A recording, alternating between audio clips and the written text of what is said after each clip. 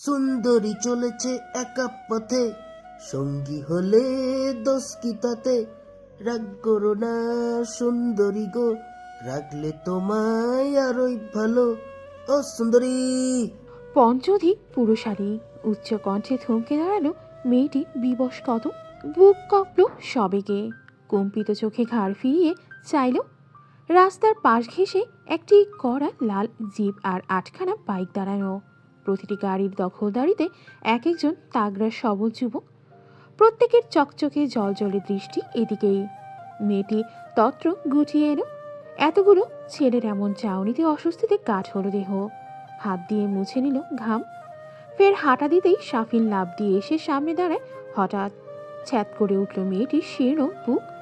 পিছিয়ে গেল এক পা, ভীত চোখে চাইল কালো গাত্রের ছেলেটির দিকে। বেশ কদিন ধরেই সাফিরের হয়রানির শিকার সে। সাফিন পাখির মতো দুদিকে দুহাত মেলে দিল, নীরবে প্রদান করলো বাধা। মস্তক ঝুলিয়ে শোধালো, কোথায় যাচ্ছ সুন্দরী এই অধমকে রেখে? মেয়েটির কম্পিত স্বর। পথ ছাড়ুন প্লিজ। সে কি, এখনো ঠিকঠাক কিছু ধরলামই না আর ছাড়তে বলছো? পাশ থেকেই হু হা করে হাসির রোল পড়ল অমনি। মজার কিন্তু সোনার আহ্লাদে লুটিয়ে পড়ল এক একজন। মেয়েটি মাথা নোয়ালো লজ্জায়। সাফিন হাসে, মেয়েকে বিনম্র কণ্ঠে বলে, ফোন নাম্বারটা দেওয়া যাবে বেবিস? শুধু রাতে একা একা লাগলে কল করব, আর কিচ্ছু না। দলবল থেকে একজন চিল্লিয়ে বলে, সাথে বোন থাকলে তারটাও নেয়, আমাদের তো একটা অধিকার আছে তাই না? সশব্দে হাসল সকলে। সমস্বরে জানালো। হ্যাঁ হ্যাঁ ঠিক। মেয়েটি কালো মুখ আর শঙ্কিত লোচনে চারপাশে চাইল। ছোট ছোট চায়ের দোকান, সবজির ভ্যান, কত লোকজন আশেপাশে। সবাই মিলে একবার প্রতিবাদ করতে পারে না? আর কদিন চলবে এদের এই অসভ্যতামি? কিন্তু না, প্রত্যেকেই ব্যস্ত, যেন এদিকে আদৌ ফিরে দেখার মতো কিছু ঘটছে না। হতাশ মেয়েটির সুপ্ত হৃদয় দীর্ঘশ্বাস বইল। সাফিনের সাথে তর্কে না যাওয়ার বার্তা চলল স্নায়ুতে। চোখ নামিয়ে পাশ কাটাতে চাইল চুপচাপ। বিধি মাম বাদ সাধল সাফিন। পথ আগলালো আবারও। ভ্রু গুটিয়ে বলল, এভাবে অবজ্ঞা করে যেও না সুন্দরী, দিল মে চোট লাগতা হ্যায়। মেয়েটি নিরুত্তর ভাবে এপাশ ওপাশ হেঁটে যেতে নেয়। সাফিন অমনি গলায় ঝোলানো ওড়নার এক মাথা টেনে ধরল। চমকে দাঁড়িয়ে গেল মেয়েটি। সাফিন বলল, এত ভাব দেখাচ্ছ কেন? ফোন নাম্বার না দিলে তো আর যেতেই দেব না। এতক্ষণে শান্ত রূপী মেয়েটি ওড়নায় হাত পড়ায় নিমিষেই জ্বলে উঠল কেমন। ফিরে চেয়ে শক্ত গলায় বলল, ওড়না ছাড়ুন। সাফিন শুনল, তবে মানল না। উঠে এক ঝটকায় সম্পূর্ণ ওড়নাখানা লুফে আনলো মুঠোয়। মেয়েটি ভরকে ওঠে, স্তব্ধ হয়। শূন্য বুকের দিকে চোখ বুলিয়ে লজ্জায় মিশে যায় ভূপৃষ্ঠে। পরপর কোটর ভর্তি অগ্নি নিয়ে বলে, অসভ্য ইতর, জানোয়ার কথাকার। রাস্তাঘাটে মেয়েদের ওড়না ধরে টানতে লজ্জা করে না? এত ওড়না ধরার শখ যখন, বাড়ি গিয়ে নিজের বোনটার ধন না। সাফিনের উজ্জ্বল মুখবিভোর নিভে গেল। মাঝ রাস্তায় অপমানে থমথমে হয়ে এলো চেহারা। চাইল নিজের দলবলের দিকে, হাঁ করে তাকিয়ে এক একটা। হাসি মুছেছে ওদের, তবদা খেয়েছে স্পষ্ট। সাফিন নাক ফুলিয়ে দাঁত খিচে শোধালো। কি বললে তুমি? মেয়েটির রুষ্ট কণ্ঠ। যা বলেছি শুনিস না? ওড়না দে আমার। সাফিনের ভ্রুদয় কপালে ওঠে। তাকে তুই তুকারি? ফের চাইল বন্ধুদের দিকে, অভিযোগ করল, দেখলি বিট্টু, তুই থাকতে তোর সামনে এই মেয়ে আমাকে কিসব আজে বাজে গালাগালি দিল, তুই তুকারি করলো, কিচ্ছু বলবি না? ওপাশ থেকে উত্তর এলো না। জিপের ফ্রন্ট কাছে শুয়ে থাকা ছেলেটা তখনও নির্বিকার। মাথার নিচে আড়াআড়ি হাত, ঠোঁটের ভাঁজে উষ্ণ সিগারেট, নাক মুখ দিয়ে ছুটছে বেসামাল ধোয়া। মিরাজ হাঁটু ধরে নাড়া দিল, ডাকলো। আকাশ থেকে চোখ এনে চাইল তীব্র। এই বিট্টু। ভ্রুর সন্ধিস্থলে ভাসল প্রগাঢ় ভাঁজ। কান থেকে হেডফোনের এক মাথা সরিয়ে মোটা গলায় শোধালো, কি? মিরাজ চোখ দিয়ে ইশারা করলো সামনে। ঘাড় ঈষৎ বেগে এলো তীব্র। সংকীর্ণ আদরের একটি মেয়ে আর সাফিন। মস্তিষ্ক দুজনকে দেখে বুঝে ফেলল যা বোঝার। শোয়া থেকে উঠে বসল, গাড় বাঁকানো দুদিকে, মটমট করে শব্দ তুলল নাজুক হাড়। লাফ দিয়ে জিপের ওপর থেকে নামলো তীব্র। মাথা ভর্তি বাদামি চুল, কিঞ্চিত দোলখেল হাওয়ায়। পোড়া ঠোঁট থেকে সিগারেট এনে জুতোয় পিষ্ট তীব্র। সানগ্লাস খুলে পকেটে ভরতে উন্মুখ হলো দুটো গভীর ঘোলাটে অক্ষি। রবির তীক্ষ্ণ রোশনিতে জড়িয়ে উঠল তা। দেখালো ঠিক হীরক চূর্ণের পাথর সম। তীব্রকে উঠতে দেখে মেয়েটি ঘাবড়ে যায়, আশেপাশে চায় একটু সহযোগিতার আশাতে। তীব্র এসে দাঁড়ালো, চোখে মুখে বিরক্তি। সিগারেটের কড়া গন্ধে শ্বাস আটকে এলো মেয়েটি। তীব্র শাফিনের দিক চাইতেই সে আপনা আপনি উদ্বেগ নিয়ে বলল, এই মেয়ে আমাকে জানোয়ার বলেছে, তুই বলে সম্বোধন করেছে, আরো অনেক গালাগালি দিয়েছে দোস্ত, একটা বিহিত কর। তীব্র সরু চোখ দিয়ে মেয়েটির উপর বর্তায়। চুইংগাম চিবোতে চিবোতে এক ঝলক দেখে নেয় ওর আপাদমস্তক।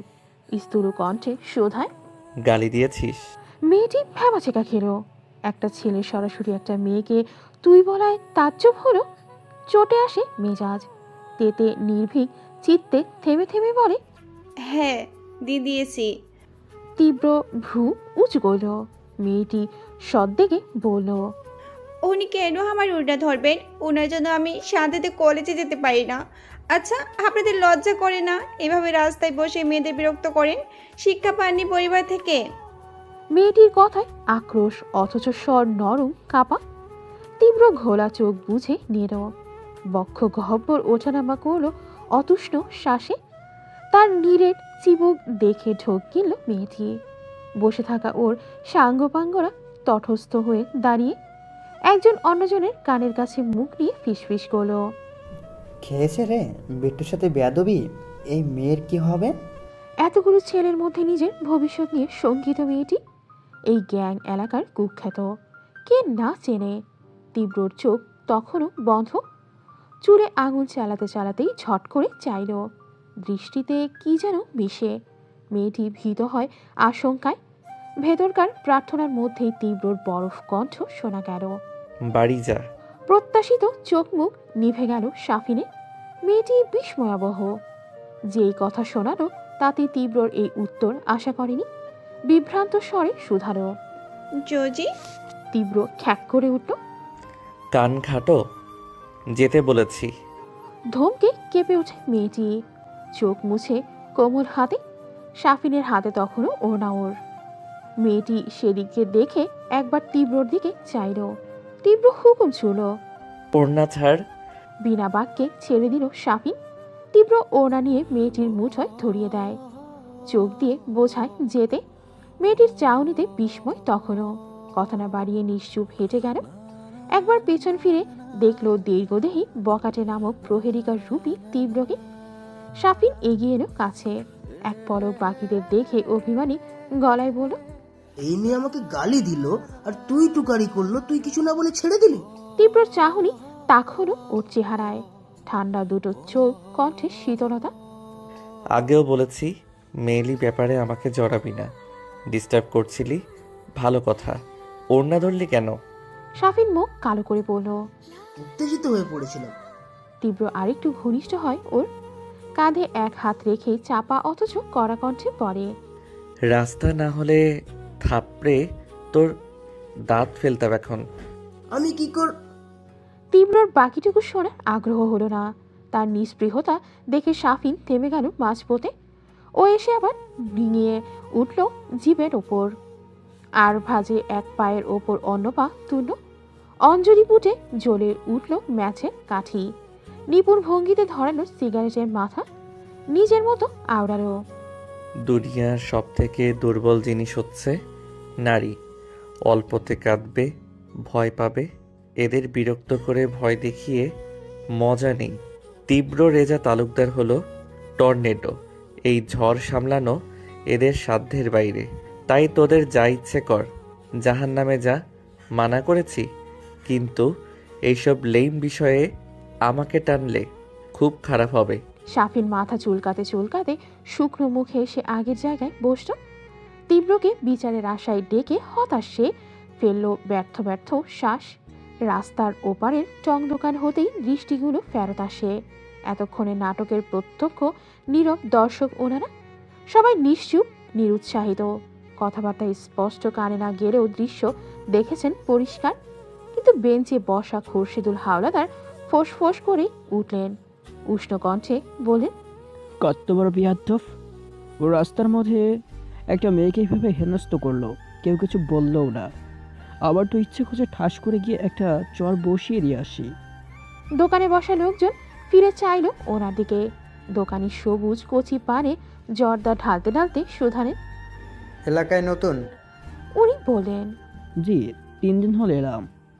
মুখোমুখি লোকটা সবেগে বললেন, এই জন্যই তো বলি, পুরনো হলে আর এসব বলতে নাই ভাই, ব্যাপার না, কটা দিন থাকুন এ পাড়ায়, সব বুঝে যাবেন। খোরশেদুলের গলায় কৌতূহল। কেন বলুন তো? দোকানি জবাব দিলেন, কেন আর কি, নিজেই বুঝবেন। ওই ছেলেগুলোকে কারো কিছু বলা তো দূর, চোখ তুলে দেখার সাহস নেই। খোরশেদুল প্রকাণ্ড জিজ্ঞাসু চোখে মুখে চাইলেন। তিনি নিজেই বললেন, ওই যে 7-8 জন দেখেছেন, এরা হলো একটা গ্যাং, বিট্টু মাস্তানের গ্যাং। শুধু এরা নয়, আরও আছে দলে। দিনের বেশিরভাগ এই রাস্তায় এখানে বসে, মেয়েদের বিরক্ত করে। প্রতি মাসে এলাকার সব দোকান থেকে চাঁদা তোলে। দিলে ভালো, না দিলে আন্দাজ করুন কত দোকানপাট যে ভেঙেছে। কতজনকে দেখলাম হাসপাতালে যেতে। তবে আমাকে চাঁদা দিতে হয় না, ওরা আমার দোকানের নিয়মিত কাস্টমার। খোরশেদুল আওড়ালেন, বিট্টু মাস্তান? জি, জিপে বসা ছেলেটাই বিট্টু, পালের গোদা। এক ডাকে সবাই বিট্টু নামে চেনে। ওর ভয়ে এলাকার না, শুধু চারপাশের সব এলাকা কাঁপে। এসেছেন তো শখে, আস্তে ধীরে বুঝে যাবেন। খোরশেদুল অবিশ্বাস্য কণ্ঠে বললেন, কি যে বলছেন আপনারা, আমি তো কিছুই বুঝতে পারছি না। বর্তমানে এরকম হয়, একটা গ্যাং দিনের বেলায় এসব মারপিট করে, গুন্ডামি করে, আর কেউ কিছু বলে না? অন্যজন জানালেন, কি বলবে ভাই, কার এত সাহস? যে ধরুন আপনার মতো ওদেরকে বালু করে না চিনে কিছু বলতে যায়, চোখ মুখ ফাটিয়ে গড়ে ফেরে। প্রাণের মায়া তো সবারই আছে, বলুন। তিনি হতবাক হয়ে বললেন, সাধারণ মানুষ কিছু বলে না বুঝলাম, কিন্তু দেশে কি আইন কানুন নেই? আপনারা কি পুলিশে কমপ্লেন দিচ্ছেন না কেন? উপস্থিত 4 জন হেসে উঠলেন, অথচ আশ্চর্য হলেন খোরশেদুল। এমন গুরুতর কথাটায় হাসির কি হলো? দোকানি শুধালেন। আপনি জানেন বিট্টুকে? খোরশেদুলের চোখে মুখে আগ্রহ। দোকানি বললেন, ও হলো স্বরাষ্ট্রমন্ত্রী জামশেদ তালুকদারের ছেলে। ওর নামে পুলিশ কমপ্লেন্ট দেবে কার সাধ্য বলুন তো?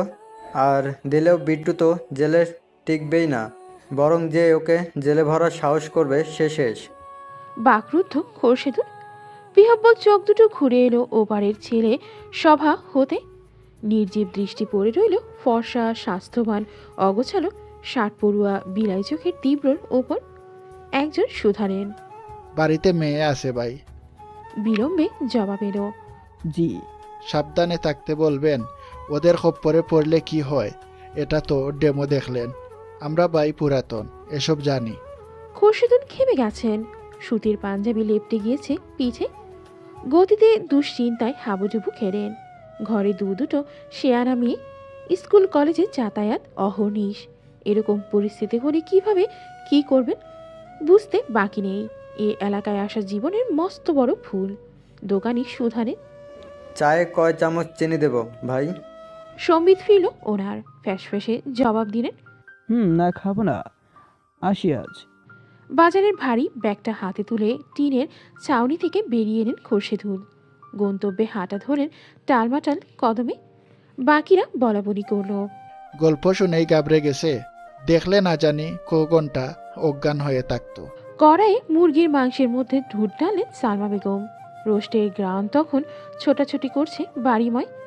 সেকেন্ডেই জলে মিশে দুধ ফুটতে শুরু করলেও তুলতুলে চিকেনগুলো ঢেকে যায় আড়ালে। সেই রান্নার দিকে সূক্ষ্ম ভাবে চেয়ে আছে একজোড়া সুশ্রী মনোযোগী চোখ। মস্তিষ্কের সবটুকু প্রণিধান খাটিয়ে দেখছে সে। সালমা বেগম ঢেকে দিলেন তরকারি, ফিরে চাইলেন এদিক, ভ্রু গুটিয়ে শোধালেন, গরমের মধ্যে দাঁড়িয়ে আছিস কেন? ঘরে যা। রিনঝিনে কণ্ঠের নম্র আবদার এলো। বাকিটুকু আমি করব মনি। মৃদু হাসলেন সালমা। তুষ্ট চোখে দেখলেন সম্মুখের মেয়েটিকে। কাটা কম্পাস দিয়ে অঙ্কিত নিখুঁত গোলাকার মুখটা যখনই দেখেন, ভেতরটা লুটিয়ে আসে হিমে। পুষ্পিতা, নামের মতন স্নিগ্ধ হুবহু, টুকটুকে সজীব গোলাপের ন্যায় ললিত শুভ্র একখানা আদল। সকাল থেকে অনেক করেছিস, আর কিছু লাগবে না, একটু বিশ্রাম নে যা। বিশ্রাম লাগবে না আমার, আমি সালাদ কেটে দেই। সালমা হার মেনে বললেন, আচ্ছা দে। সেকেন্ডেই বটি নিয়ে বসে গেল পুষ্পিতা। শসা, লেবু আর গাজর কাটায় ব্যস্ত হলো পেল্লব হস্তযুগল। সালমা দাঁড়িয়ে দাঁড়িয়ে দেখছেন। পুষ্পিতার মনোনিবেশ তখন বটির ধারে। নিপুর হাতের কাজে খুঁত পাওয়া মুশকিল। ভদ্রমহিলার ঠোঁটে হাসি লেগে রয়। একটা সময় লম্বা ভারী নিঃশ্বাসে বক্ষপট ওঠানামা করে। পুষ্পিতার প্রতি অরিক মায়া ছড়িয়ে আসে কোটরে। এত সুন্দরী গুণী মেয়ে, অথচ অনাথ, মা নেই, বাপ থেকেও না। তিনি যথেষ্ট চেষ্টা করেন ওকে আদর করার, আগলে রাখার, কিন্তু মা সমতুল্য কি হয়? তার চিন্তার মধ্যেই কলিং বেল বাজল। সালমা হাঁক ছুলেন, মিথিলা, দরজাটা খুলে দে তো, তোর বাবা এলেন বোধ হয়। অবিলম্বে জবাব এলো। পারবো না আমি। চোখ মুখ কুঁচকে ফেললেন সালমা, বিড়বিড় করলেন। বিয়াদব। পুষ্পিতা কাছ ফেরে উঠে দাঁড়ালো। আমি যাচ্ছি। ছিটকিনি খুলতেই খোরশেদুলের শুষ্ক মুখের দেখা মিলল। চেহারায় অন্ধকার। পুষ্পিতাকে দেখে প্রকট হলো তা। ভ্রুজু করে ভাঁজ পড়ল অচিরেই। বাজারের ব্যাগ এগিয়ে দিলেন, থমথমে গলায় বললেন, মাছ আছে, নামিয়ে রাখ। পুষ্পিতা ঘাড় কাত করল, নম্র গলায় শুধালো, পানি দেবো খালুজান? চেয়েছি তোর কাছে। কঠোর কণ্ঠে মাথা নামালো পুষ্পিতা।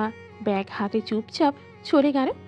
খোরশেদুল তিক্ত চোখে মুখে এসে কাঠের সোফায় বসলেন। চিন্তিত ভঙ্গিতে মাথা এলিয়ে দিলেন পেছনে। পেশা একজন সরকারি কর্মচারী তিনি। সদ্য ট্রান্সফার হয়েছেন। পরশুই উঠলেন এ বাড়িতে। এর মধ্যে আবার এলাকা ছাড়বেন কি করে? বাসাই বা এত তাড়াতাড়ি পাবেন কোথায়? পানি হাতে এলেন সালমা বেগম। স্বামীর ফেকাশে মুখমণ্ডল দেখে ভাঁজ পড়ল কপালে। উদ্বিগ্ন কণ্ঠে শুধালেন, কি হয়েছে? খোরশেদুল চোখ মেললেন, সোজা হয়ে বসলেন। গ্লাস ফাঁকা করে বললেন, ছেলে মেয়ে কোথায়? ঘরেই তো। ডাকো।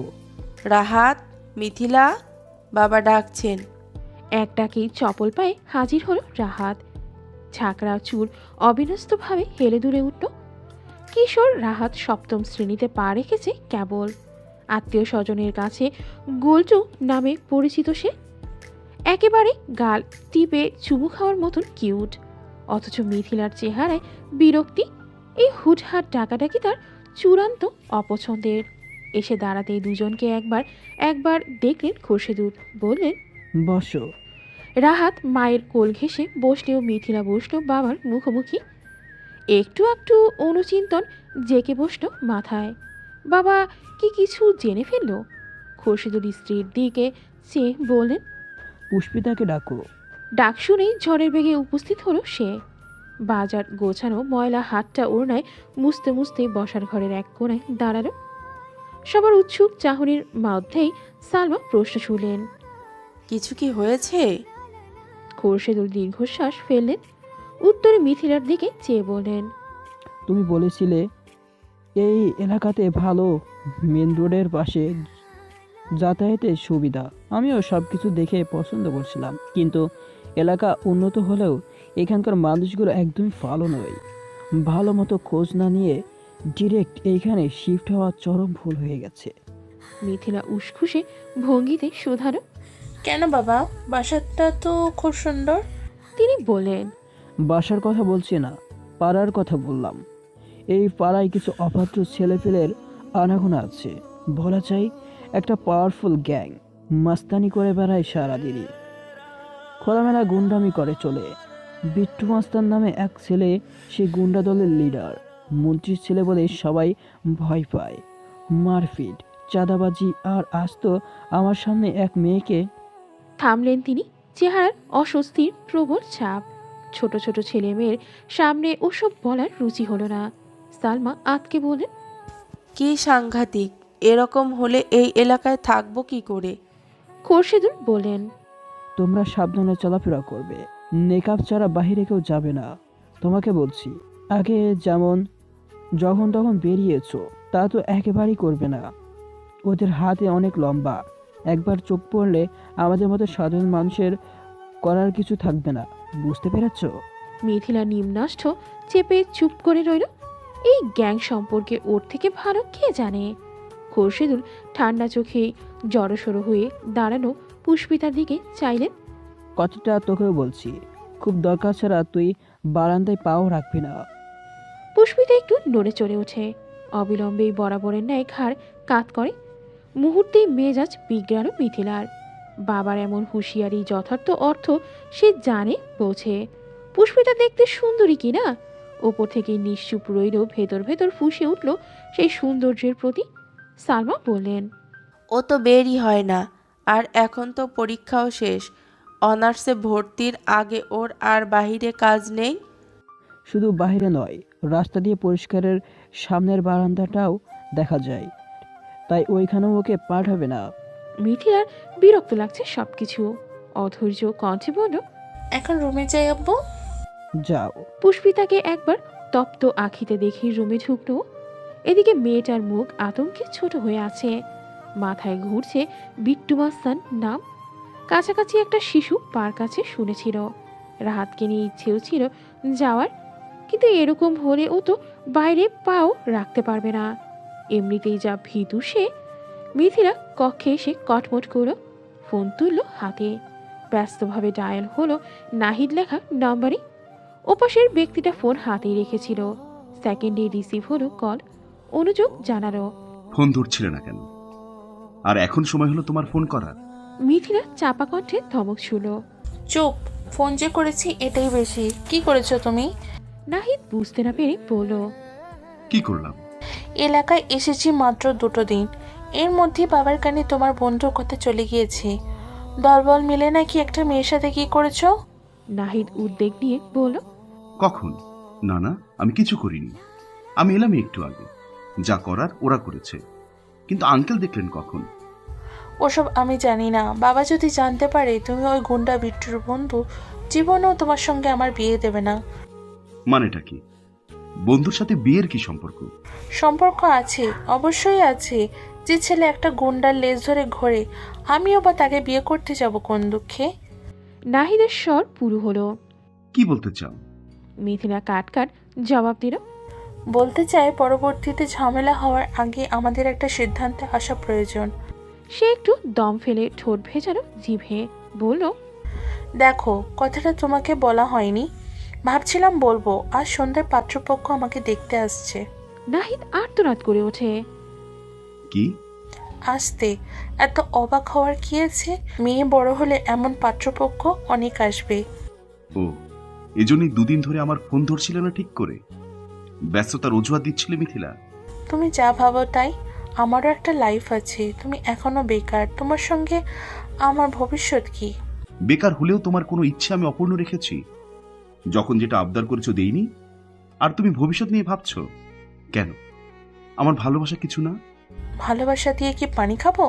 বয়ফ্রেন্ড হিসেবে 2টো গিফট দিয়ে ছোট লোকের মতো আবার কথা শোনাচ্ছ। এত সব জানি না নাহিদ। ছেলে দেখতে আসবে, পছন্দ হলে আমি রাজি হয়ে যাব। তুমি ভাই ছ্যাঁচড়া মতো আমার পেছনে পড়ে থেকো না। মিথি, বলতে না দিয়েই খট করে লাইন কাটলো মিথিলা। ঠোঁট ফুলিয়ে ফোঁস করে শ্বাস ছাড়লো। সাথে ঘাড় থেকে ঝেড়ে ফেললো নাহিদ নামের উটকোয়েক আপদ। রৌদ্র উজ্জ্বল দিন গড়িয়েছে সন্ধ্যায়। শহর জুড়ে আজানের মধুর সুর। অন্ধকার আস্তে ধীরে হাত পা মেলছে। তিমিরে ঘেরা প্রকৃতির মধ্যেই মাথা তুলে দাঁড়িয়ে আছে বিশাল একটি ভবন। প্রদীপ্ত কান্তিমান সোনালি দেয়ালের কারুকাজ চোখে বাঁধানোর মতন। শাসা বেগে পরপর 3টে গাড়ি এসে ভিড়ল সেথায়। দাঁড়িয়ে থাকা 2জন রক্ষী শশব্যস্তভাবেই দুদিকে টেনে খুলেন বিশাল দানবীয় গেটখানা। প্রথমে পুলিশ ভ্যান, পেছনে কালো গাড়ির মাঝে ধবধবে সাদা গাড়ি অন্দরে ঢুকল। ভেতরে বসা জামশেদ তালুকদার তুলে রাখা কাজ গলে একবার বাইরে তাকালেন। রোগা পাতলা 2জন লোককে দেখে ভ্রু গোছালেন। তাদের কাতর নজর এদিকেই। কিছু বলতে চাওয়ার প্রবণতা চেহারায়। এগিয়ে আসতে চাইছেন, দারোয়ান সরিয়ে দিচ্ছেন বারবার। দেখতে দেখতে গাড়ি বাড়ির প্রাঙ্গণে থামল। নামলেন জামশেদ। পরনে শুভ্র সাদা পাঞ্জাবি, দাড়ি ভর্তি গাল, চোখে চিকন চশমার ফ্রেম, আড়নে ছড়ানো অন্যরকম নূরের প্রভা। তার চোখ দুটো তখনও গেটের ওপারে। সহকারী আবুল হাসান পাশে এসে দাঁড়ালে তর্জন দিলেন। ওসমানকে ডাকো। এক ডাকে ছুটে এলেন ওসমান। হাত উঁচিয়ে সালাম ঠুকলেন বিনয়। ওরা কারা, কি চায়? ওনারা সাহায্য চাচ্ছে স্যার। ভ্রু বাঁকালেন জামশেদ। কিসের? ওসমান মস্তক নিচু করে বললেন, ওদের মধ্যে একজনা দোকান ছোট শেয়ার ভেঙে দিয়েছেন, আর অন্যজন ওনার জিপি রাখা জায়গাটা আইসক্রিমের ভ্যান রেখেছেন বলে সেখানেও আগুন লাগিয়ে দিয়েছেন। জামশেদের শৈলপ্রান্ত সবেগে মসৃণ হয়। ছেলের কাণ্ডে মেজাজ ছুটে আসে। তার মতো দাপুটে মন্ত্রীর ছেলে রাস্তায় গুন্ডামি করে বেড়ায়, আবার লোকজন বিচার আনে বাড়িতে। ছি! আবুল হাসান রেগে বললেন, এত বড় সাহস, ছোট ছেলের নামে অভিযোগ দিতে আসে? তেড়ে যেতে নিলেই জামশেদ হাত উঁচু করলেন। রাগ ঢাক ভেতরে চেপে শান্ত গলায় বললেন, ওদের দুজনকে 10,000 করে টাকা দিয়ে দাও। ভ্রুযুগল তালুতে উঠল দুজনের। আবুল হাসান প্রসন্ন কণ্ঠে বলেন, স্যারের দয়ার শরীর। জামশেদ তোষামোদের তোয়াক্কা দেখালেন না। প্রতাপী কদমে ঢুকে গেলেন বাড়িতে। আবুল হাসান বগলের কালো ব্যাগ আরেকটু এঁটে নিলেন সাথে। এগোলেন গেটের দিকে। ওনাকে দেখেই লোক দুটো আরেকটু প্রত্যাশিত চোখে মুখে চাইল। কোনো একটা সাহায্য নিশ্চয়ই পাবে সেই আশায়। অথচ আবুল হাসান এসেই থমকে বলেন, নালিশ দিতে এসেছিস, তা আবার মন্ত্রীর বাড়িতে? তন্মধ্যে একজন উৎকণ্ঠিত হয়ে বলেন, না না স্যার, আমরা গরিব মানুষ, আমরা কেন নালিশ দেব? স্যার অনেক দয়ালু, তাই শুধু সাহায্য চাইতে এসেছিলাম। আবুল বিরক্ত গলায় বললেন, ঠিক আছে ঠিক আছে, এনে ধর। পকেট থেকে 1000 টাকার করকরে নোট নিয়ে এগিয়ে দিলেন তিনি। দুজন ভাগ করে নিস। পেছনে দাঁড়ানো ওসমান তাজ্জব হয়ে চাইলেন। তিনি স্পষ্ট শুনেছেন 10,000 করে দেওয়ার কথা, আর এই লোক কিনা 500 টাকা দিচ্ছে। বাকিটা নিজের পকেটে ভরবে নিশ্চয়ই। দাঁত খিচে মাথা নাড়লেন তিনি। দিন দুপুরে কি চচ্চড়ি! টাকার অঙ্ক দেখে লোক দুটোর জীর্ণ চেহারা শুষ্ক হলো আরো। বিরস চোখে একে অপরকে দেখলেন। নিরুপায় হয়ে টাকা নিলেন হাতে। আবুল হাসান কড়া গলায় বললেন, এরপর বাড়ির ত্রিসীমানায় যেন না দেখি, মনে থাকবে? দেখলে কিন্তু একদম জেলে ভরে দেব। অসহায় লোক দুটো হুমকি শুনে আতঙ্কিত হলো। মাথা নামিয়ে প্রস্থান নিল বিশ্রান্ত কদমে। আবুল হাসান চশমা ঠেলে বিজয়ী হাসলেন। পিছন ফিরে চাইতেই মুখোমুখি হলেন ওসমানের উষ্ণ দৃষ্টির। তবে রাগ করার সাধ্য ওনার নেই। ক্রোধ মনে চেপেই নজর ফেরালেন তিনি। আবুল হাসানের যাওয়ার দিকে চেয়ে বিড়বিড় করে বললেন, মাদার। সালমা বেগম পুরোদমে ব্যস্ত। অতিথিরা কাছাকাছি চলে এসেছেন। রাতে খাওয়া দাওয়ার আয়োজন হবে এখানেই। ছেলে ইঞ্জিনিয়ার, মেয়ে পছন্দ হলে আজই কথা পাকাপোক্ত হবে। তিনি একবার চাইলেন টেবিলে ব্যস্ত পুষ্পিতার দিকে। ফল সাজাচ্ছেও। সালমান ডাকলেন। পুষ্পিতা এগিয়ে এলো। হ্যাঁ মনি, তোর কাজ শেষ? আরেকটু বাকি। আচ্ছা, ওগুলো অমন থাকুক। তুই কি একটু মিথিলাকে তৈরি হতে সাহায্য কর, আর নিজেও একটা ভালো জামা পর গিয়ে। সুন্দর করে চুল বাঁধ যা। আমি তো ঠিকই আছি। চোখ পাকালেন সালমা। যা বলছি চুপচাপ কর।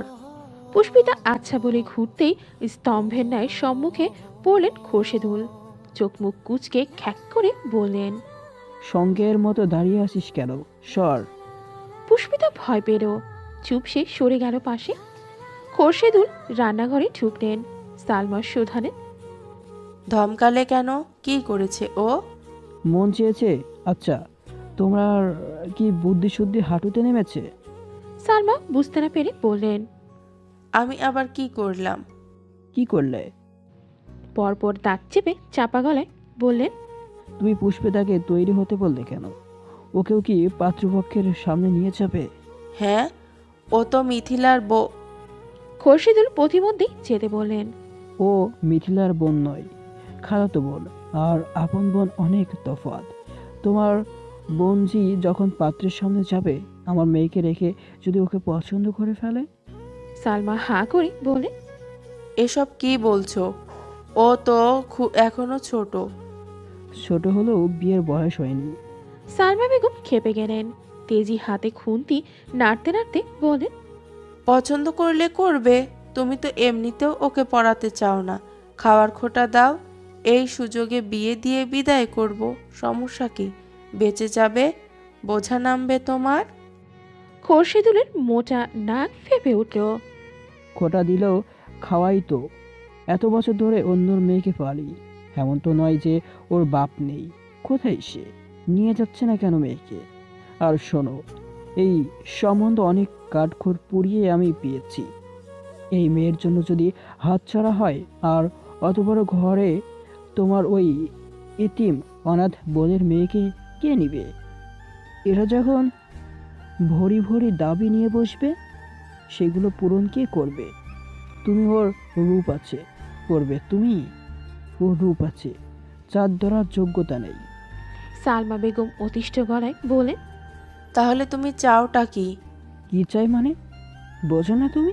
পুষ্পিতা যেন পাত্রপক্ষের ছায়াও না মারায়। আমার মেয়ের এই সম্বন্ধ যদি ভাঙে, সালমা, তোমাদের দুজনেরই খবর আছে, মনে রেখো। হম্বিতম্বি করে খোরশেদুল রান্নাঘর ছাড়লেন। সালমা আহত চোখে চেয়ে রইলেন কিয়ৎকল। কোটর ভরল সহসা। মৃদু বনের শুষ্ক মুখটা ভেসে উঠল স্পটে। হঠাৎ কিছু একটা ভেবেই দ্রুত পায়ে বেরিয়ে এলেন বাইরে। একবার উকি দিলেন মেয়ের ঘরে।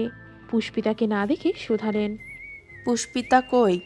আয়নার সামনে দাঁড়ানো মিথিলা নিষ্প্রভ, কাঁধ উঁচু করে বলল, আমি কি জানি। রাহাত বলল, আপু আশ্রমে মনে হয়।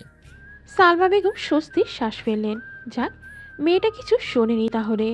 এমনিতেই ওইটুকু মানুষের কপালে দুর্ভোগের অন্ত নেই। এসব শুনলে কষ্ট পাবে আরও।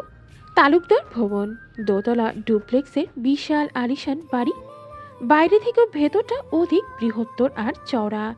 চারপাশের সব কিছুতেই ঝকঝকে অভিজাতের ছোঁয়া। হলদে কড়া আলোয় চতুর্মুখী দেয়াল মহিমান্বিত। ডিজাইনার আসবাবপত্র, গ্রান প্রত্নবস্তু, প্রতিটি কোণ ঐশ্বর্যের নিপুণ দৃশ্যে বন্দী। ঠিক যেন বিলাসিতার অনন্য এক মূর্তি। জামশেদ তালুকদার সোফায় বসে, পরনে এখনো বাইরের কাপড়। সেন্টার টেবিলে ধোয়া ওঠা কফিটা নিরলস পড়ে আছে। উষ্ণতা কমে রূপ নিয়েছে শরবতে। হাতের আঙুল ঘষতে ঘষতে দেয়াল ঘড়ির দিক চাইলেন তিনি। পরপর চোখ বোলালেন সদর দরজায়। তার থম মারা পাথরের মতো মুখটা নিয়েই ভয়ে সিটিয়ে আছেন লুৎফা বেগম। স্বামীর ক্রোধান্বিত চোখ মুখ দেখেই ক্রমশ বিভ্রান্ত হচ্ছেন। কিছু জিজ্ঞেস করার স্পর্ধা অবধি হচ্ছে না। নির্ঘাত ছেলেটা আবার কিছু করেছে। তার উতলা নয়ন এলোমেলো পায়চারি করছে। একবার স্বামীকে দেখছে, একবার দরজা। ঘড়িতে 12টা বাজার সংকেতের ঢং ঢং করে উঠল। ক্ষণবাদে বাইরে থেকে ভেসে এলো জিপের শব্দ। জামশেদ নড়ে চড়ে উঠলেন পুত্রের আগমনী বার্তায়। মুহূর্তেই দৃঢ় হলো চিবুক। দোরগোড়ায় তীব্র পদাচরণ পড়ে। অস্বাভাবিক কদম ঝুলছে দুলছে। সাফিন পৌঁছে দিয়েছে বাড়ি অবধি, কিন্তু ভেতরে আসার সাহসী কুলোয়নি। ওসমান সহ আরও একজন ধরে ধরে নিয়ে আসছে ওকে। মাতাল ছেলেকে দেখেই লুৎফা নিয়ে এলেন। শঙ্কিত নয়ন ঘুরে এলো স্বামী হতে। উঠে দাঁড়ালেন জামশেদ। মটমটে চোয়াল, ক্ষুব্ধ লোচন সমেত গিয়ে দাঁড়ালেন তীব্রর মুখোমুখি। তুমি আজ আবার মদ খেয়েছ? তীব্র নিচু ঢুলো ঢুলো চক্ষুদয় তাক হলো বাবার উপর।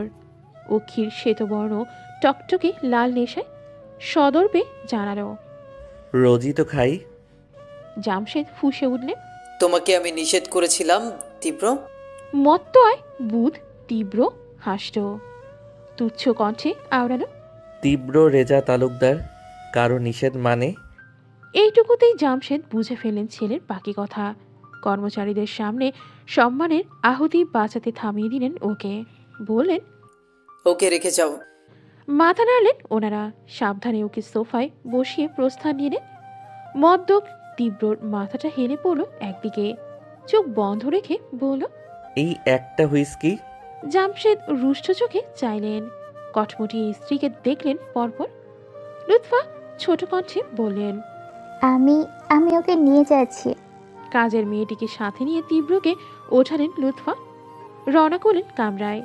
জামশেদ বিক্ষুব্ধ চোখে সবটা দেখলেন। রাগে গায়ের সমস্ত রক্ত ফুটছে তার। কফির কাপটা সামনে পেয়ে ওঠাকেই আছাড় মারলেন দূরে। নরম বিছানার স্পর্শ পেতেই উপুর হয়ে শুয়ে পড়ল তীব্র। তন্দ্রাচ্ছন্ন ফর্সা মুখবিবর বালিশে গুজল। কাজের মেয়েটি বেরিয়ে যায়। লুৎফা এগিয়ে এলেন। অসহায় চোখে চেয়ে রইলেন ওর মুখের দিকে। চোখের কোণে টলটলে অশ্রু এসে ভিড়েছে। গায়ে কাঁথা টেনে পাশে বসলেন। তীব্র সোনালি খাড়া চুলে বোলালেন কোমল হাত। ভেজা গলায় বললেন, কবে মানুষ হবি রে বাপ, কবে ভালো হবি, কবে একটু শান্তি দিবি আমায়? স্যুট কোট পড়ুয়া সুদর্শন পাত্রকে দেখে মাথা ঘুরে গেল মিথিলার। মুগ্ধতায় চক্ষু ললাট ছুঁল। এমন চমৎকার ছেলেই তো ওর চাই। আবার বিয়ের পর কানাডায় শিফট হবে শুনেছে। একবার ওখানে যেতে পারলেই এই পানসে জীবন ঝলমলে হবে। মিথিলা দৌড় গড়াতেই প্রার্থনা শুরু করলো ওকে যেন পছন্দ হয়। বসার ঘরে উকি মেরে সে তৎপর রুমে ঢুকলো। আবার গালে ব্লাশন ছড়ালো আরেকটু। লিপস্টিক গাঢ় করে দিল। খুঁটে খুঁটে দেখলো অবডৌকনে ঢাকা নিজের চৌলস। না, সুন্দর লাগছে। মেকআপ নিয়ে নিজের সমস্ত প্রতিভাজ চেহারায় ঢেলেছেও। ছেলের মনে ধরতে বাধ্য। ও তো আর সাধারণ নয়। অসাধারণ বলেই তো নাহিদটা পেছনে ছাড়ে না। শত খ্যাচখ্যাচানির পরেও কুকুরের মতো লেজ নাড়তে থাকে। মিথিলার দর্পণে চেয়ে আপ্লুত হাসল। নিজের প্রতি মোহিতায় সেই ক্ষণে পুষ্পিতা এলে বিনম্র গতিতে পাশে দাঁড়ালো। আয়নার ভেতর থেকেই ওর উপর চোখ পড়ল মিথিলার। হাসিটা কমে এলো অমনি। একবার নিজেকে দেখে তারপর ওকে দেখল। গাঢ় প্রসাধনী আর এত সাজসজ্জার ভিড়েও স্বীয় মুখবিবর খুব নগণ্য লাগলো মিথিলার। মনে হলো পুষ্পিতার ওই মলিন ক্রিম রঙের মুখখানা অতি সুন্দর নির্মল। রাগ হলো ওর। দাউ দাউ করে হিংসের খড়কুটোতেই বন্ধি জ্বলল সবেগে। হিসেব মতো পুষ্পিতা ওদের আশ্রিতা। ওদের দয়ায় বেঁচে আছে। এত রূপ কেন থাকবে এই মেয়ের? মিথিলা খিটমিটে চোখে চাইল ওর দিকে। কণ্ঠে তেজ, কি চাই এখানে? মনি বলল তোমার কিছু লাগবে কিনা দেখতে। মনি মাই ফুট। আমি ডেকেছি তোকে? ডেকেছি? পুষ্পিতা মাথা নোয়ালো, ডানে বামে নাড়লো। না। তাহলে বিহারের মতো এলি কেন? সরে দাঁড়া আমার কাছ থেকে। নিশ্চুপভাবে সরে গেল। রাহাত বিছানায় শুয়েছিল, গেমস খেলছিল ফোনে। বোনের ব্যবহারে বিরক্ত হয়ে বলল, তুমি ছোট আপুর সাথে এমন করছো কেন? হেল্পই তো করতে এসেছে।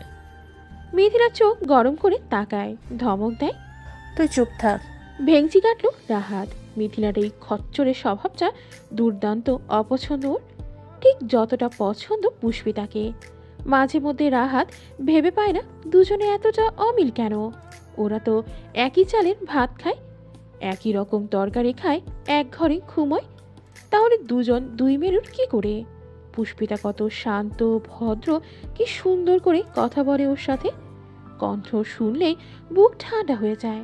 আর মিথিলা ধমক ছাড়া কিচ্ছু জানে না। খুব সাজে ঘুরে বেড়ায় ফোন টিপে। ওকে একটু আদরও করে না। রাহাত পুষ্পিতার শুষ্ক মুখের দিকে চাইল। কণ্ঠে অজস্র স্নেহ ঢেলে বলল, ছোট পো, তুমি আমার কাছে এসো। আমি কতগুলো এনিমি মেরেছি, তোমাকে দেখাই। পুষ্পিতার ঠোঁটে হাসি টানল। এগুলো ওর দিকে। বিছানায় বসতে যাবে মিথিলা হুঁশিয়ারি দিল, এই এখানে বসবি না, নিচে বস। পুষ্পিতা থামে, মাথা হেলিয়ে মেঝেতে বসে। বিষয়টা ছোট্ট রাহাদের মাথা গরম হয়। অসন্তোষ নিয়ে চেয়ে রয় বোনের দিকে। ওদের এই নতুন ফ্ল্যাটে শোবার ঘর মোটে দুটো। একটায় বাবা মা থাকেন, অন্যটায় ওরা তিনজন। খাটটা বেশ বড়সড়, তিনজন আরামসে ঘুমানোর জন্য যথেষ্ট। কিন্তু তাও এখানে পুষ্পিতার জায়গা হয় না। মিথিলা দেয় না। সালমা বেগমের শত চোটপাট অগ্রাহ্য করেই ওকে নামিয়ে দেয় ফ্লোরে। আগের বাসাতেও তাই হয়েছে। শুতে না দিক, বসতে দিলে কি হয়? রাহাত মায়া মায়া আঁখিতে পুষ্পিতাকে দেখল। ইস, ওর যদি ক্ষমতা থাকতো একটা বিরাট খাট বানিয়ে দিত। ঠিক রূপকথার রাজকন্যারা যেমন পালঙ্কে শয় অমন। ওর ছোট পুতো রাজকন্যার মতোই সুন্দর। সালমা বেগম ব্যস্ত পায়ে কক্ষে ঢুকলেন, তখন মেয়েকে শুধালেন। হলো তোর, চল এবার। মিথিলা ঘুরে চাইল, শাড়ি ঠিকঠাক করে জানালো, হ্যাঁ এই তো চলো। নিজেকে আরেকবার দেখে নিল সে। সাজগোজের নিপুণ নিরীক্ষণ শেষে মায়ের সঙ্গে ঘর ছাড়ল। রাহাতের সূক্ষ্ম মনোযোগ স্ক্রিনে। যুদ্ধ চলছে অহর্নিশ, গোলাগুলির যান্ত্রিক শব্দে কামরা আলোড়িত। শত্রুপক্ষকে হারানোর অদম্য প্রয়াস তার। চোখে মুখে জিততে চাওয়ার ঝলক। পুষ্পিতা সেদিক চেয়ে রইল কিছুক্ষণ। বাড়িতে ওর ভালো থাকার অন্যতম কারণ এই বাচ্চা ছেলেটা। বসার ঘর থেকে হই হই আওয়াজ আসছে, শোনা যাচ্ছে কতগুলো আমুদে কণ্ঠ। ওই পক্ষ থেকে কে কে এসেছে পুষ্পিতা জানে না। কলিং বেল বাজতেও চলে এসেছিল এখানে। আচ্ছা, আবুকে কি পছন্দ হলো ওনাদের? পুষ্পিতার জানতে ইচ্ছে হয় একটুখানি দেখতে মিথিলার হবু বরকে, অথচ চুপ করেই বসে রইল। যাওয়া বা দেখার ওই অধিকারটুকু তার নেই। খোরশিদুলের তখনকার বলা প্রতিটা কথা শুনেছে পুষ্পিতা। তিক্ত বাক্যগুলো চাবুকের মতো বিঁধেছে গায়ে। এফর ওফর করেছে একটুখানি শরীর। পুষ্পিতা ঠোক গিলল, সাথে গিলে নিল কণ্ঠনালীতে এসে আটকে থাকা কান্নাদের। সে অনাথ, বাবা নেই, খোঁজ নেয় না, কোথায় আছে জানেও না। এটা কি ওর দোষ? শুনেছিল মা মারা যাওয়ার পর বাবা ওকে এতিমখানায় দিয়ে দেন। মনেই খুঁজে খুঁজে সেখানে গিয়ে দত্তকানের ওকে। মায়ের মতো সবটুকু আদর্শে দিয়েছেন, এখনো দিচ্ছেন। কিন্তু খোরশিদুল কেন যেন ওকে সহ্যই করতে পারেন না। সেই ছোট্ট থেকেই লোকটার বিষ বাক্যের শিকার সে। প্রতিটা মুহূর্ত কাটে ওনার রুষ্টতার কবলে। পুষ্পিতা এসব চায় না। ইচ্ছে হয় একটু ভালো থাকতে। চায় না ওকে নিয়ে ছোটবেলা হতে দেখা মনির সংসারের এসব অশান্তি। চলে যেতে চায় দূরে, অনেক দূরে। কিন্তু কোথায় যাবে? যাওয়ার তো জায়গা নেই। এই ভূমণ্ডলের একটি পতিত বিন্দুর মতো ও একা। ডানে বামে সামনে পেছনে যেদিকে তাকায় নিঃস্ব নিজেকে খুঁজে পায়। পুষ্পিতা নিরলস মস্তক পেছনের দেয়ালে ঠেসে দেয়। চোখ বুজে ক্লান্ত ভঙ্গিতে কার্নিশ বেয়ে তরতর করে জল নামে দুফোঁটো। আচমকা একটা কোমল হাত গাল ছুঁয়ে দিল। তাকালো পুষ্পিতা। রাহাত জল মুছিয়ে বলল, কেঁদো না, আবার কথাই কষ্ট পেয়েছো? অত ওরকমই, তুমি কাঁদলে আমার খুব কষ্ট হয় ছোটপু। আদুরে হাতটা মুঠোয় নিয়ে মৃদু হাসলো পুষ্পিতা। রাহাতের মাংসল ডান গালে চুমু খেয়ে বলল, আর কাঁদবো না, খুশি? রাহাত সানন্দে মাথা ঝাঁকালো। কোকড়া চুল নড়ে চড়ে উঠল সজোরে। পরপর বলল, একটু ওদিকে যাই, দেখে আসি কি হচ্ছে। আচ্ছা। ফোন রেখে বিছানা ছাড়লো রাহাত। দুরন্ত পায়ে দৌড়ে গেল বসার ঘরে। পুষ্পিতা বসে রইল অমন। আস্তে ধীরে হাঁটুতে থুতনি নেমে আসে। 18 বছরের জীবনের হিসাব নিকেশে মস্তিষ্ক ব্যস্ত হয়। মৃত মায়ের জন্য ভেতরটা হু হু করে কাঁদে। ক্ষোভ জন্মে নিষ্ঠুর সেই বাবার প্রতি। আচমকা পায়ের শব্দে মাথা তুলল পুষ্পিতা। মিথিলা ঢুকেছে, সঙ্গে তার হবু বর পলাশ। দুজনকে আলাদা কথা বলতে পাঠানো হয়েছে এ ঘরে। পুষ্পিতা এক পল ওনাকে দেখেই তৎপর দৃষ্টি নামালো। মিথিলা কর্তীর ন্যায় হুকুম ছড়ল, যা এখান থেকে। বিলম্ব ব্যতীত উঠে দাঁড়ালো পুষ্পিতা। ভুল করেও তাকালো না উঁচুতে।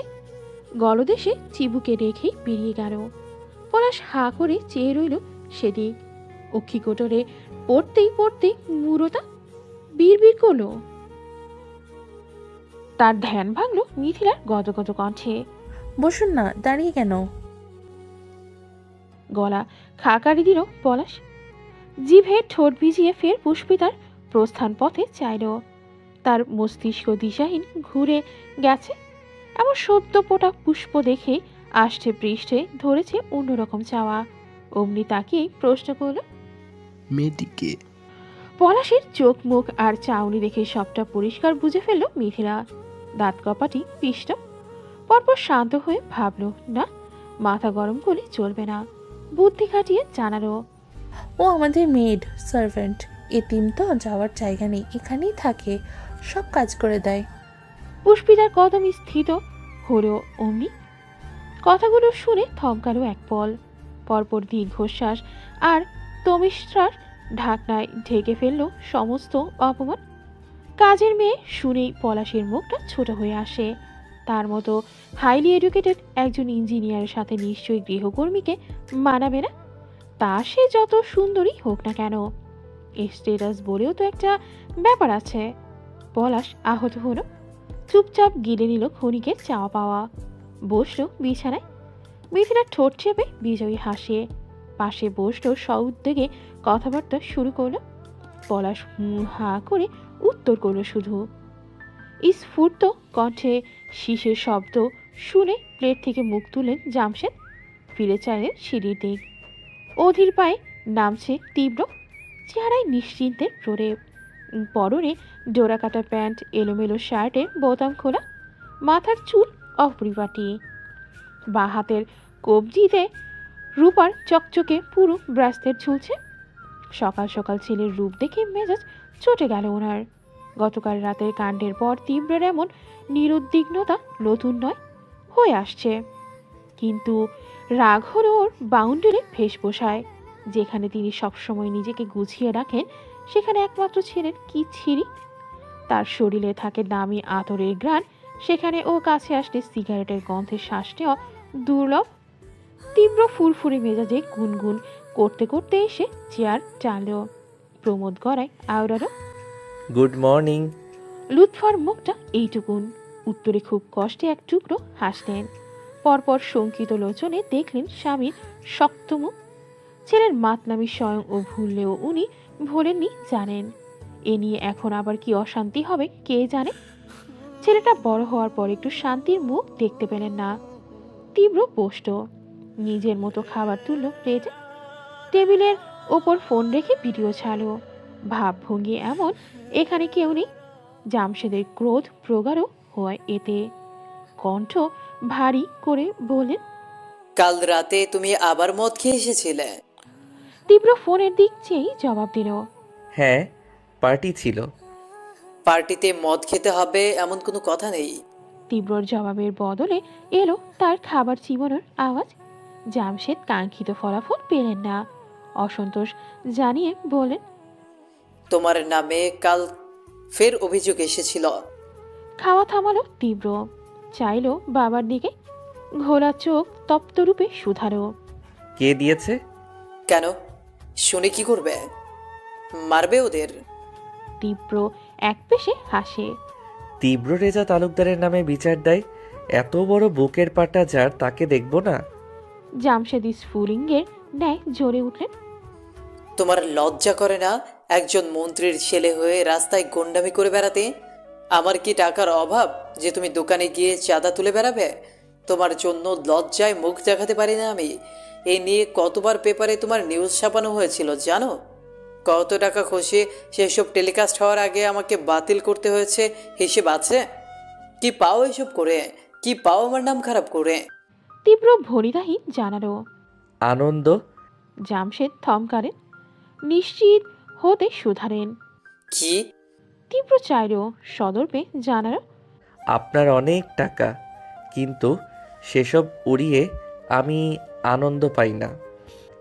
আপনাদের চোখে যেটা মাস্তানি, আমার কাছে সেটা উল্লাস। মানুষ আমাকে ভয় পায়, দেখলে কাঁপে। I enjoy it that. আপনি মন্ত্রী বলে আপনাকে যে সম্মানটা দেয়, এর চাইতেও অধিক সম্মান কিন্তু আমি পাই। বিষয়টা দারুণ না? জামশেদ আশ্চর্য বনে চেয়ে রইলেন। তীব্রর চোখ মুখ দীপ্ত, উজ্জ্বল মুখবিবর, চেহারায় প্রকাশ পাচ্ছে তার কথার সত্যতা। তিনি অবাক হয়ে বলেন, তোমার মুখে বাধে না এসব বলতে? বিন্দু মাত্র লজ্জাও করে না? তীব্র উদ্বেগহীন, না। আর আপনার এই এক কথা এবার থামান, নতুন কিছু বলুন। I am fed up. Jamshed ক্রুদ্ধ হয়ে ঘুষি বসালেন টেবিলে, নড়ে উঠল থালা বাসন, গ্লাসে ঢালা জল ছলকালো দুদিক। বাড়াবাড়ির একটা সীমা আছে তীব্র। তুমি ভুলে যাচ্ছ আমি একজন স্বরাষ্ট্রমন্ত্রী। এই অবধি আসতে কত খেসারত দিয়েছি তুমি জানো? জানো না, জানলে এমন করতে না। গ্রাজুয়েশন শেষ করো, বেকার ঘুরছো, ঘুরো, কিছু তো বলিনি, তাই বলে মাস্তানি করবে? এলাকার প্রত্যেকটা মানুষ অতিষ্ঠ তোমার যন্ত্রণায়। প্রতিদিন গেটে কেউ না কেউ আসে, আর কত মানিজ্জত অনেক শেষ করেছ। থামো এখন, ছেলে বলেই কিছু বলছি না, মানে এই নয় যে বলবো না।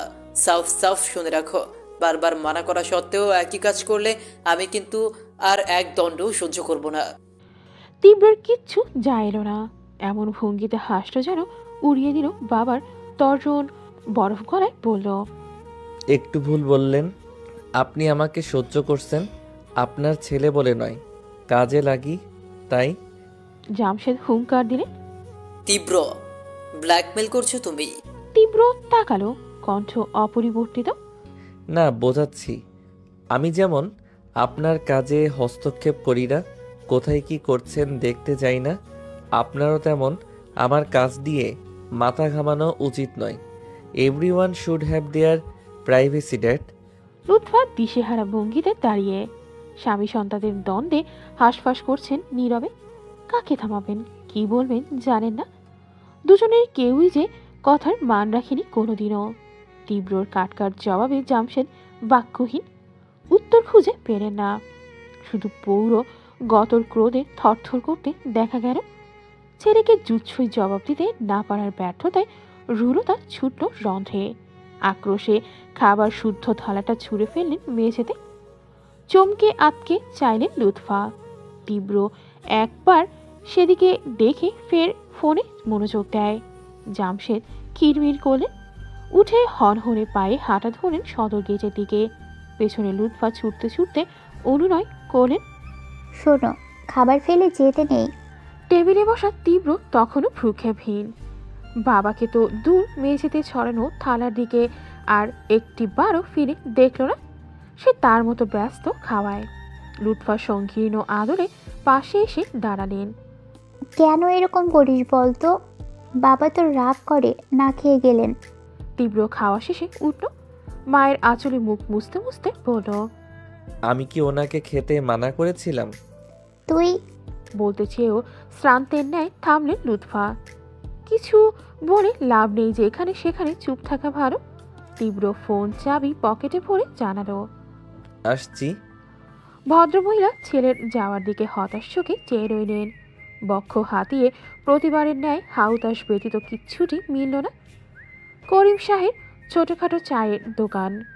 কাল যেখানে বসেছিলেন খোরশেদুল, দোকানের সামনে দুখানা চিকন কাঠের বেঞ্চ পাতা। তীব্রতার দলবল সমেত সকালে এখানেই খায় চা। দু বেঞ্চে 8 জন বসেছে আজ, বাকিরা লেপ্টে ওদের বাইক সমেত। পাশেই দাঁড়ানো তীব্র লাল জিপ। গান গাইছে সবাই, ওদের উঁচু কণ্ঠ হাওয়ায় হাওয়ায় তুলছে। কাঠের ওপর বাইকের ওপর হাত দিয়ে ঢোল বাজিয়ে তুলছে সুর, গলায় ফুটতো আওয়াজ। তীব্রর মস্তক হালকা নড়ছে, তালে তালে নড়ছে পায়ের ওপর রাখা অন্য পা। 2 আঙুলের ফাঁকে জ্বলছে অর্ধপোড়া সিগারেট। করিম দোকানদার বয়স্ক লোক, অথচ বিনয়ের সাথে শুধালেন, বিট্টু ভাই, চা দেব? তীব্র বিড়িতে টান বসিয়ে জানালো, হুম। সেই সময় প্রচণ্ড গতিতে একটা বাইক পাশ কাটালো ওদের। আরোহী ঝড়ের গতিতে হাওয়া হলো সামনে দিয়ে। চৈত্র মাসে রাস্তার ধুলো সব উড়ে উঠল বায়ুতে। ওদের গান শেষ, তটস্থ ভঙ্গিতে চাইল। তীব্র ভ্রু গোছালো, টং থেকে স্বল্প মাথা বের করলো আগন্তুককে দেখতে। সাফিনের দিক চেয়ে বলল, কে ছিল? সে মাথা নাড়ল, চিনি না, দাঁড়া দেখছি। সাফিন মুহূর্তেই তার বাইক ছোটালো, সাথে চলো আরও কজন। তীব্রর হাতে তক্তকে চায়ের কাপ। এই কাপে করিম শাহ কাউকে চা দেন না, শুধুমাত্র তীব্রর জন্য বরাদ্দতা। উষ্ণ চায়ে পোড়া খাওয়া ঠোঁট ভেজানোর মধ্যেই লোকটিকে বগল দাবা করে হাজির হলো ওরা। ভদ্রলোকের চেহারায় আতঙ্ক, বিচলিত চোখ মুখ। কি করেছেন বুঝতে পারছেন না। এতগুলো তাগড়া যুবকের কবলে পড়ে ঘামছেন খুব। সাফিনের মুঠোয় তার বিন্যস্ত শার্টের কলার, ওকে ছিটকে রাখার মতো তীব্রর সামনে দাঁড় করালো সে। বলল, এই দেখ, এই বেটা। তীব্র ঘাড় ফেরালো, দেখলো একবার, কিছু বলল না। মিরাজ গিয়ে দাঁড়ালো সামনে। কি মামা, কই যাচ্ছিলে এত সেজে গুজে? লোকটি ভীত, মনে হচ্ছে ছেলেগুলো সুবিধের না। আর 10-12 জনের সঙ্গে লড়াইয়ের সাহস তো তার একেবারেই নেই। নরম গলে জানালো, ও অফিসে? খুব তাড়া ছিল বুঝি? জি, মানে দেরি হয়ে গিয়েছিল। মুশফিক ভ্রু চায়, এই এলাকায় থাকিস? আগে তো দেখিনি। জি, আসলে আমার শ্বশুর বাড়ি এখনো নতুন বিয়ে হয়েছে তো। সবাই সমস্বরে টেনে টেনে বলল। ইউ নতুন জামাই? মিরাজ ভদ্রলোকের চিবুক ডানে বামে ঘুরিয়ে বলল। ওলে ওলে, আমাদের পাড়ায় নতুন জামাই? তার জামাই বিট্টু মাস্তানকে চেনো? লোকটি বিভ্রান্ত হয়ে মাথা নাড়ালেন ও শুধালো। নাম শুনেছ? জি জি। দেখোনি তাই তো? আচ্ছা দেখাচ্ছি, ওই দেখো। তীব্রর দিকে আঙুল তাক করলো মুশফিক। লোকটি অনুসরণ করলেন ইশারা। চায়ের কাপে নিপুণ মনোযোগী তীব্রকে দেখলেন গ্রাসিত লোচনে। শাফিন বলল। দেখেছিস? জি। সালাম দেবে কে? তোর বাপ? লোকটি তৎপর ভয়ে ভয়ে আওড়ালো। আসসালামু আলাইকুম। মিরাজ তুষ্ট গলায় বলল। গুড। উনি ছোট ছোট কণ্ঠে শুধালেন। আমি যাব এখন। মুশফিক চোখ পাকায়। যেতে বলেছি তোকে। জি না। শাফিন বলল।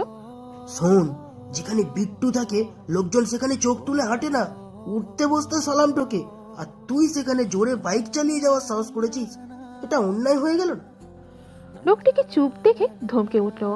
হলো না অন্যায়? তিনি শশব্যস্ত আওড়ালেন। জি জি হলো। মিরাজ বলল। অন্যায় যখন করেছে ভাইয়া, একটা শাস্তি পাবেন তাহলে। আশঙ্কায় মুখ চুপসে গেল ওনার। ধরে নিলেন এতগুলো ছেলের উদম কেলানি খাবেন এবার। মনে মনে সিদ্ধান্ত নিয়ে ফেললেন, আজ বেঁচে গেলে আর জীবনে ফুল স্পিডে বাইক চালাবেন না। মুশফিক সূত্রে দিয়ে বলল। শাস্তি কেন বলছিস? ও হলো এই এলাকার নতুন জামাই, ওকে তো আমরা আপ্যায়ন করব। কি করব? সবাই একসাথে চেঁচালো। আপ্যায়ন? তারপর তীব্রর দিকে চেয়ে বলল। বিট্টু, এই নতুন জামাইকে কি আপ্যায়ন করা যায় বলতো? বাকিটা ভেঙে দিই। লোকটার ত্রাসিত নয়ন আটকে উঠল। বাইকখানা তার ভারী শখের, শ্বশুরের থেকে হাতিয়ে নেওয়া উপহার। ভেঙে দিলে কষ্টে নিজেই ভেঙে যাবেন। তীব্র এতক্ষণ চুপ ছিল। কাপের আদা মেশানো চা সবটা খালি করে উঠে দাঁড়ালো। ঘাট ঢলতে ঢলতে এসে দাঁড়ালো মুখোমুখি। তীক্ষ্ণ দৃষ্টিতে একবার পা থেকে মাথা অবধি দেখল লোকটি। বিলাতি নয়ন জোড়ায় অতুষ্ণ চাউনি দেখে ঘাবড়ে গেলেন তিনি। বিট্টু মাস্তান নামটা তার পরিচিত। তিনি এই এলাকার নন, তবে শুনেছেন। কিন্তু চোখে দেখলেন এই প্রথম। এমন চমৎকার চেহারার একটা ছেলে যে এত ভয়ানক মাস্তান হতে পারে, প্রথম দেখলে কেউ বিশ্বাস করবে? আচ্ছা, কার মুখ দেখে তিনি বেরিয়েছিলেন আজ? কি কুক্ষণে বাইকের স্পিড বাড়িয়েছিলেন? এখন এদের খপ্পর থেকে মুক্ত হবেন কিভাবে? নিচু গলায় অনুনয় করলেন। ভাই, আর হবে না, এবার মতো মাফ করে দিন। তীব্র পা ফাঁক করে পেছনে দুই হাত বেঁধে দাঁড়ালো। তুষার কণ্ঠে হুকুম ছুড়ল। প্যান্ট খোলো। লোকটি ভোরকে বলল। জি। শাফিক তেতে বলল। জি এই চাই সব পরে, বিট্টু প্যান্ট খুলতে বলেছে, প্যান্ট খোল শালা। লোকটি পাথর বনে রইল। অসহায় চোখে দেখলো চারপাশ। কত লোক ফিরেছে। এখন এই ভরা রাস্তায় পেন্ট খুলতে হবে, তাও শ্বশুর বাড়ির এলাকায়। মিরাজ অধৈর্য হয়ে উঠল। বয়রার বাচ্চা, কানে শুনিস না? খোল প্যান্ট। লোকটি নিহতের ন্যায় চাইল। আজকে আর নিস্তার নেই। সম্মানের হরণ এখানেই লেখা। মন্থর বেগে প্যান্ট ছাড়িয়ে প্যান্ট খুলতেই তীব্রর পরের হুকুম। শার্ট খোলো এবার। নিঃসহায় ন্যায় শার্ট আর টাই খুলে প্যান্টের পাশে রাখলেন লোকটি। পরনে স্যান্ডো গেঞ্জি আর হাঁটুর 1 ইঞ্চি ওপরে একটা ছোট প্যান্ট ব্যতীত কিচ্ছু নেই এখন। সবাই হু হা করে হেসে উঠতেই লজ্জায় মস্ত ঝোঁকালেন তিনি। তীব্র টাই হাতে তোলে, স্যান্ডো গেঞ্জির ওপর দিয়ে ঝুলিয়ে দেয় ওনার গলাতে। সরে এসে ডাকে। শাফিন। তার ব্যস্ত জবাব। বল দোস্ত। ওকে নিজ দায়িত্বে এলাকাটা ঘুরিয়ে দেখা। লোকটি চোখ তুলল না। লজ্জায় মাটিতে মিশে যাচ্ছেন উপহাসের শিকার হয়ে। শাফিন কাঁধ পেঁচিয়ে বলল। চলেন দুলা ভাই। তীব্র চোখ হাসছে, অথচ চিবুক সুদৃঢ়। এসে আগের জায়গায় বসল। করিম শাহ সবটা নিশ্চুপে দেখলেন।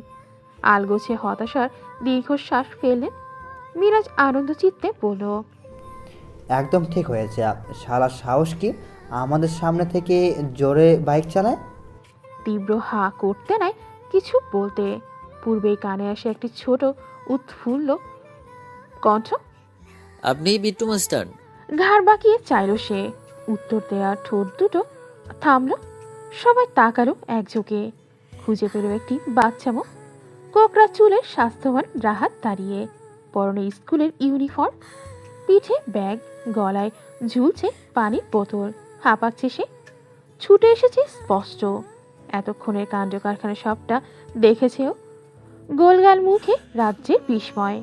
পুরোটা ঠিকরে দিচ্ছে তীব্রের দিক। তীব্রের কপালে ভাঁজ পড়ল। একবার চাইল বন্ধুদের দিক, ফিরে শুধালো,